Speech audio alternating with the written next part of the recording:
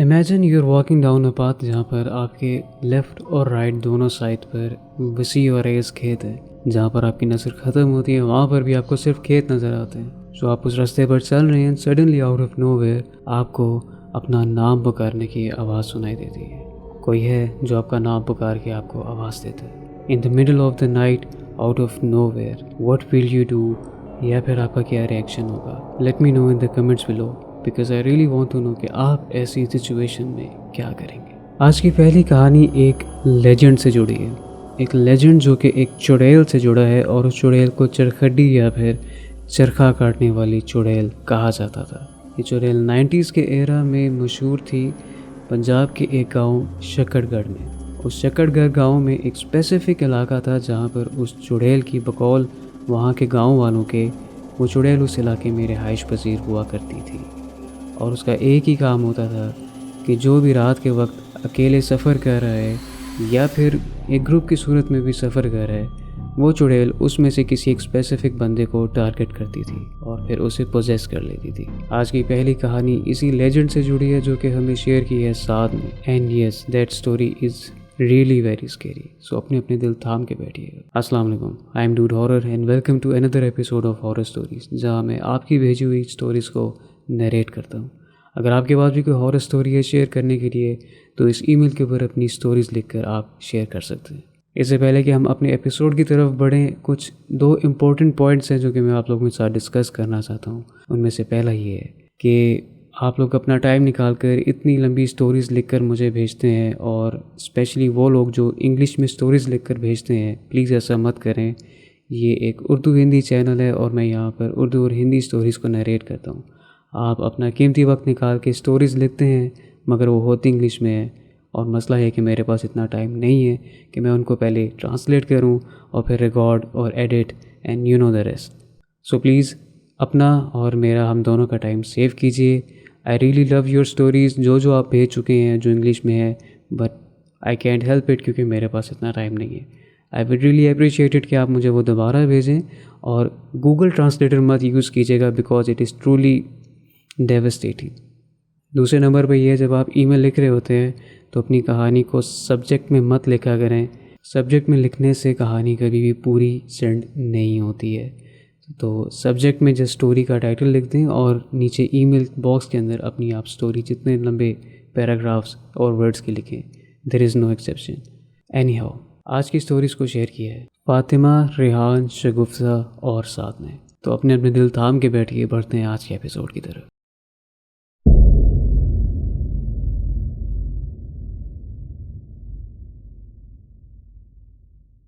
میرا نام سعد ہے اور میری ایج 22 سال ہے. ویسے تو مجھے اپنی فیملی کے ساتھ لاہور میں آ کر سیٹل ہوئے 14 سال ہو چکے ہیں، لیکن بیسیکلی میرا تعلق شکڑ گڑھ سے ہے جو کہ ڈسٹرکٹ نارووال پنجاب پاکستان میں ہے. اور یہ کہانی بھی میرے آبائی گاؤں کی ایک چڑیل کی ہے جس کو چرخڈی والی یا پھر چرخا کاٹنے والی چڑیل کے نام سے پکارا جاتا ہے. ہمارا گاؤں بہت سرسبز و شاداب اور خوبصورت ہے، اور کسی بھی شخص کی آنکھ کو بھا جانے والے کھیت، چھوٹے تالاب، ندیاں موجود ہیں وہاں پر. مگر دن کو دور دور تک حسین نظارہ پیش کرنے والے یہی منظر رات کے وقت خوف اور وحشت سے بھر جاتے ہیں، اور ویرانی، گھپ اندھیرا اور تاریک خاموشی رات کے وقت اپنا ڈیرا جما لیتی ہے. یہ واقعہ 1995 کا ہے جب میرے بڑے ماموں کی شادی تھی. میرے ماموں بہت خوبصورت گبرو جوان ہیں. ان کی بارات ایک گاؤں سے دوسرے گاؤں جانی تھی، اور راستہ وہی تھا جہاں سے اس چرخڈی والی چڑیل کا ایک مخصوص علاقہ ہے، وہاں سے ان کو گزرنا تھا. اور کہا جاتا تھا کہ وہ چڑیل اسی علاقے میں رہائش پذیر ہے. تو ہوتا یوں تھا، ان وقتوں میں دولہا گھوڑی پر بیٹھ کر لے جایا جاتا تھا اور دلہن ڈولی میں بیٹھ کر آتی تھی. اب ہوا ایسے کہ بارش کی وجہ سے بارات کو واپسی میں دیر ہو گئی اور اندھیرا ہو گیا. تقریباً شام کے 6 بج گئے اور سردیوں کے دن تھے. بارات آ رہی تھی کہ ماموں نے محسوس کیا کہ جیسے ان کی گھوڑی کچھ عجیب حرکتیں کرنے لگی ہے. وہ بار بار سیدھا چلنے کے بجائے گول گول گھومنے لگی. کبھی وہ پیچھے مڑ کے دیکھتی تو کبھی تیز تیز چلنے لگتی تو کبھی بالکل ہی رک جاتی، جس کی وجہ سے سفر جاری کرنے میں مشکل پیش آ رہی تھی. اور اسی دوران ماموں کو بھی لگا کہ جیسے کوئی سڑک کے آس پاس کھیتوں میں کوئی روشنی ہے. کبھی سڑک کی لیفٹ والے کھیت میں سے نظر آتی ہے تو کبھی سڑک کے جو رائٹ والا کھیت ہے وہاں سے نظر آتی ہے. اور تو اور وہ جو روشنی ہے وہ ان کی گھوڑی کے اوپر سے چھلانگ لگا کر جا رہی ہے اور انہیں آوازیں دے رہی ہے کہ رمضان رمضان، اور ہنس رہی ہے۔ اب میرے ماموں خوفزدہ ہو گئے تھے اور ڈرنے لگے تھے۔ جانتے تو تھے وہ پہلے بھی اس چڑیل کے بارے میں، کیونکہ اس کی کہانیاں بہت ہی مشہور تھیں پہلے۔ آخرکار اللہ کر کے وہ لوگ پہنچ ہی گئے اپنے گاؤں میں، مگر جب وہ نیچے اترے تو انہیں ایسے لگا کہ ایک خوفناک عورت کی آواز انہیں آئی ہے، مگر کچھ نظر نہیں آیا۔ وہ عورت جس کی آواز انہیں سنائی دے رہی تھی اب وہ ایک خوفناک کہکے میں بدل گئی، اور انہیں ایک عورت کا کہکا سنائی دے رہا تھا، اور وہ کہہ رہی تھی کہ رمضان، آج تمہاری سواری نے تمہیں بچا لیا ہے، نہیں تو میں تمہیں مار دیتی یا تمہارے اندر رہائش کر لیتی۔ سواری کے بچا لینے سے مراد یہ ہے کہ اس چرخہ کاٹنے والی چڑیل کے بارے میں مشہور ہے کہ وہ جیسے چرخہ ایک حساب سے چلایا جاتا ہے اسی طرح ایک حساب کی پابند ہے، یعنی کہ اگر اسے کسی انسان کو مارنا ہے یا اس کو ختم کرنا ہے تو اگر وہ پیدل ہے تو وہ اس کے قدموں کو گنتی ہے اور پھر وہ اس کو قابو کر لیتی ہے، اور اگر کوئی گھوڑی یا جانور پر سوار ہے تو وہ اس کی دم کے بال گنتی ہے، مگر چونکہ گھوڑا ہر چند منٹ کے بعد اپنی دم ہلا لیتا ہے تو وہ گن نہیں پاتی، جس وجہ سے اس دن ماموں کی جان بچ گئی۔ اس واقعے کے بعد میرے ماموں پورے 3 ماہ بیمار رہے، ان کی بیوی بھی صرف 6 ماہ بعد بیمار ہو گئی اور ان کی وفات ہو گئی۔ شاید اسی چڑیل کا برا اثر تھا یا پھر کچھ اور، یہ وہ حقیقتیں ہیں جو ہم انسانوں سے زیادہ اللہ بہتر جانتا ہے، مگر یہ ایک عدد قصہ تھا جو میرے گاؤں سے منسلک تھا، اور چرخہ کاٹنے والی چڑیل جو کہ ہمارے گاؤں میں ایک لیجنڈ مشہور تھا۔ امید ہے کہ آپ سب کو یہ پسند آیا ہوگا۔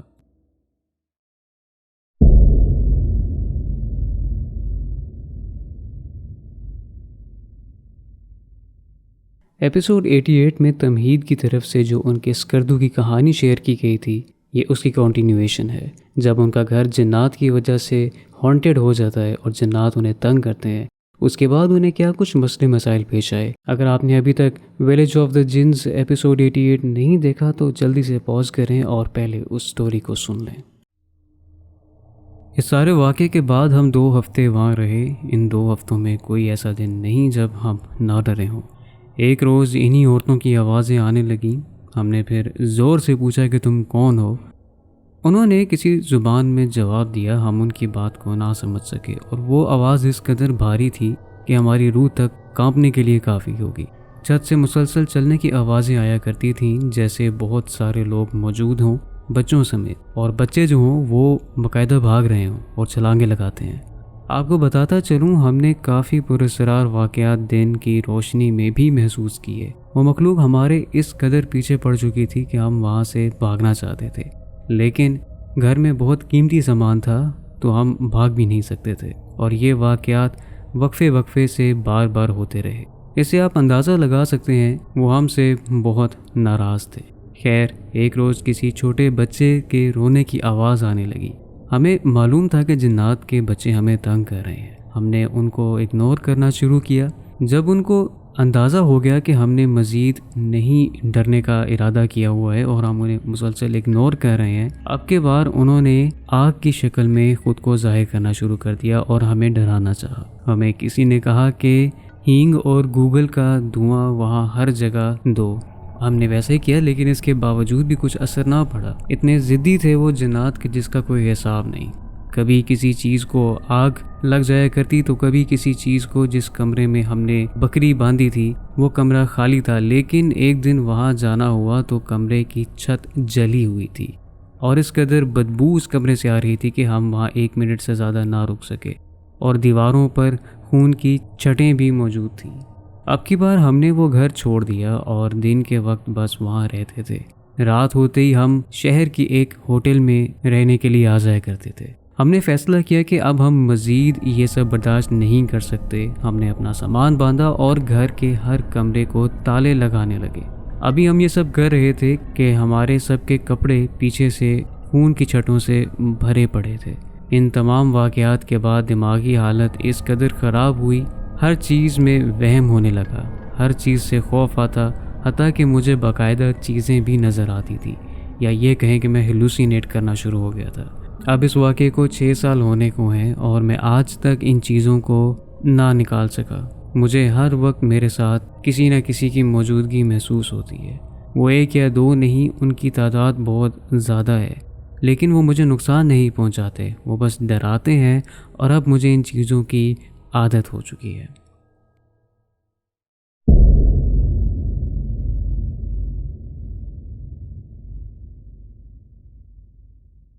میرا نام ریحان ہے اور میرا تعلق فیصل آباد سے ہے۔ آج جو میں آپ کو کہانی بتاؤں گا یہ کالے جادو سے ریلیٹڈ ہے۔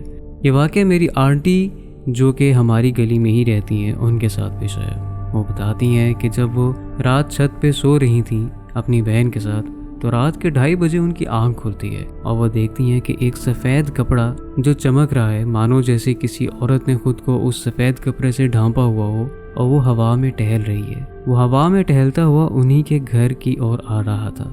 وہ ڈر کر آنکھیں جھکا لیتی ہیں اور دل میں آیت الکرسی کا ذکر کرتی ہیں۔ پھر وہ اپنی ہی بہن کو اٹھاتی ہیں اور ان سے پوچھتی ہیں کہ کیا تمہیں وہ چیز نظر آ رہی ہے جو مجھے نظر آ رہی ہے؟ تو ان کا جواب بھی ہاں میں آتا ہے۔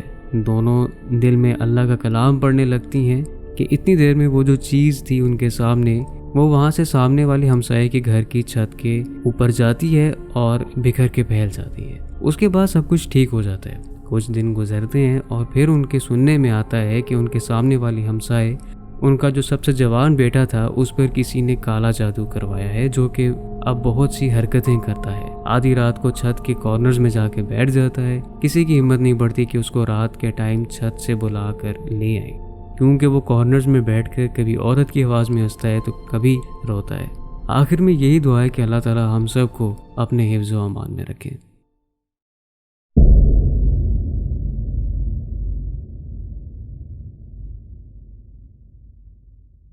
میرا نام شگفتہ ہے اور میں انڈیا سے ہوں۔ یہ کہانی 2019 کی ہے، جب میں سعودیہ میں اپنے ویکیشن پہ گئی ہوئی تھی۔ میرے ابو نے عمرہ کرنے کا فیصلہ کیا اور ہم عمرے کے لیے نکل گئے۔